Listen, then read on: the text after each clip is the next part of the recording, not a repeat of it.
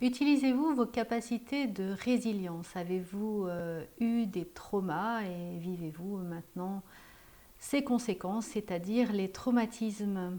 On parle de résilience et de vos capacités dans cette capsule. Bonjour à tous. Je suis Véronique Chaput, sophrologue praticienne en hypnose, thérapie brève et énergétique. Aujourd'hui, j'avais envie de vous parler de la résilience, cette capacité que l'on a à dépasser un trauma, à sortir des traumatismes. Cette résilience chère à Boris Cyrulnik ou Peter Levine.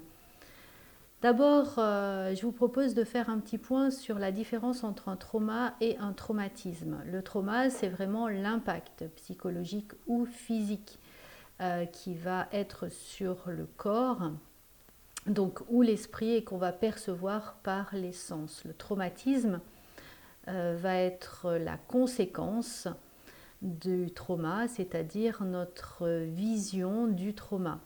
Et ça va être physiologique et ça va être la clé de la guérison qui va partir à partir du corps. Effectivement, la raison ne peut pas agir pour dépasser un traumatisme parce que lors du trauma, notre capacité de raisonnement a été coupée, court-circuitée, pour pouvoir que ce soit notre cerveau reptilien ancestral qui puisse réagir plus rapidement. Je vous rappelle effectivement que notre capacité à pouvoir faire face à une situation est de 3 ordres. La fuite, de la même manière qu'une gazelle va fuir devant un lion, on va avoir tendance à fuir les événements qui nous font peur. Mais on est en train d'agir. Le combat, on va au contraire rentrer en guerre, combattre la personne qui est face à vous ou l'événement qui est face à vous. Et on a une troisième possibilité pour faire face à une situation difficile qui va être le figement. C'est-à-dire qu'on va vivre cet état d'impuissance. Pour autant, à l'intérieur du corps, il se passe exactement la même chose que pour la fuite et le combat, c'est-à-dire beaucoup d'énergie qui sont mises en œuvre pour pouvoir faire face à cette situation. Bien entendu, ces 3 techniques sont involontaires, c'est le cerveau reptilien ancestral qui va nous permettre de pouvoir réagir et non plus agir. Dans un choc, on a vraiment besoin de libérer l'énergie qui va être coincée et de pouvoir le faire sans aucune entrave. Cette énergie qui va être libérée, c'est exactement notre besoin que va avoir notre corps à se rééduquer. Et quand on parle de rééducation du corps suite à un trauma, c'est aussi le corps et le cerveau. Donc pour ça, on va avoir besoin de tranquillité, on va avoir besoin de sécurité et on va avoir besoin de se sentir protégé. Et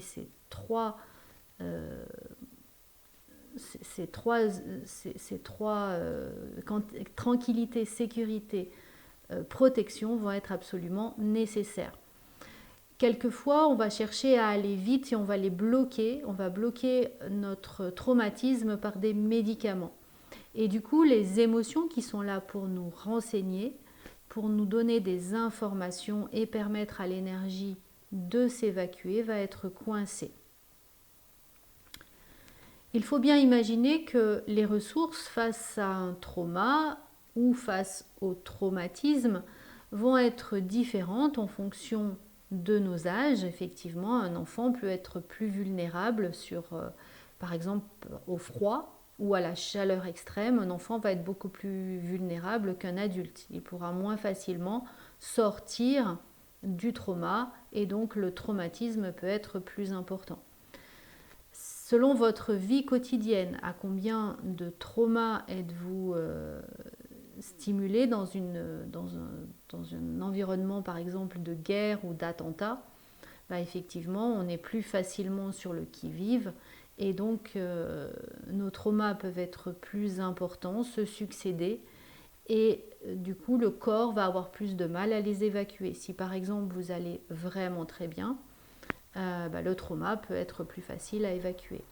Au niveau de votre santé aussi, plus on va être en bonne santé, plus ça va être facile de pouvoir évacuer un trauma. Si vous êtes déjà affaibli, le corps effectivement va avoir plus de difficultés. Et puis une partie très importante pour pouvoir commencer à rentrer dans la résilience, c'est l'estime de vous. Quelle estime avez-vous de vous-même? Si vous avez une forte estime de vous-même, alors vous allez pouvoir prendre soin de votre corps, de votre esprit, reconnaître les bonnes émotions et sortir beaucoup plus facilement d'un trauma. Par exemple, pour les pratiques chamaniques, certains chocs vont entraîner une perte de notre âme. Et avoir la résilience, sortir de ces traumatismes, vont vraiment être cette faculté à pouvoir récupérer notre âme, recouvrir notre âme. Vous pouvez déjà commencer à ces recouvrements d'âme, par exemple avec des ancrages, marcher pieds nus, revenir dans vos sensations corporelles, parce que souvent, lors d'un trauma, on va être dissocié.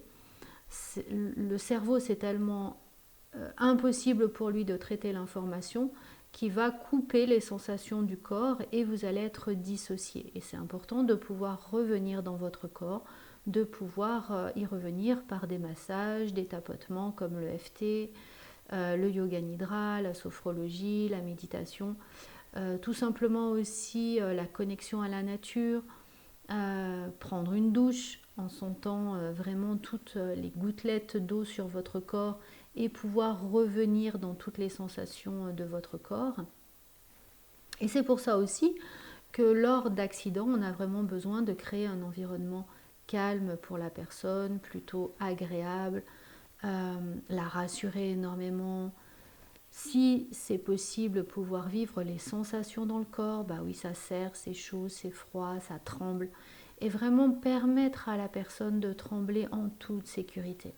Souvent, on va plutôt avoir envie d'arrêter les tremblements, et c'est vraiment de cette manière-là que lors d'un traumatisme, le corps va évacuer ce traumatisme. Pouvoir vivre aussi ces émotions qui sont présentes, c'est-à-dire la colère, la peur, la culpabilité. Pouvoir peut-être ressentir les différentes sensations, sentiments et aussi la pensée qui vont être présentes de qu'est-ce qui me vient en pensée. La résilience va être votre capacité à vous servir de ce moment, de ce trauma pour pouvoir rebondir et pouvoir donner du sens. À partir du moment où vous avez trouvé du sens à donner, c'est-à-dire où la leçon va être apprise, alors vous allez pouvoir transcender ce moment, pouvoir le dépasser. Bien entendu, de nombreuses techniques comme l'hypnose, le EFT, le DCMO, le MDR vont vous permettre à votre corps et vous accompagner dans ce trauma et pouvoir vous permettre de le dépasser. À chaque fois que vous allez utiliser une technique, l'idée n'est pas d'oublier ce moment, mais juste désactiver l'émotion qui est trop forte. Et désactiver cette émotion va permettre de réparer, c'est-à-dire de recréer une nouvelle solution, de pouvoir dépasser effectivement ce figement, permettre à la personne d'imaginer ce qui aurait pu être présent, et le fait d'imaginer ce qui aurait pu être présent répare les circuits qui ont été endommagés et vont permettre à la personne du coup de transcender ce moment. Voilà, j'espère que cette capsule vous sera utile. N'hésitez pas à liker, à mettre vos commentaires. Et si elle vous a été utile, n'hésitez pas à la partager pour qu'elle puisse être utile au plus grand nombre d'entre vous. Merci beaucoup.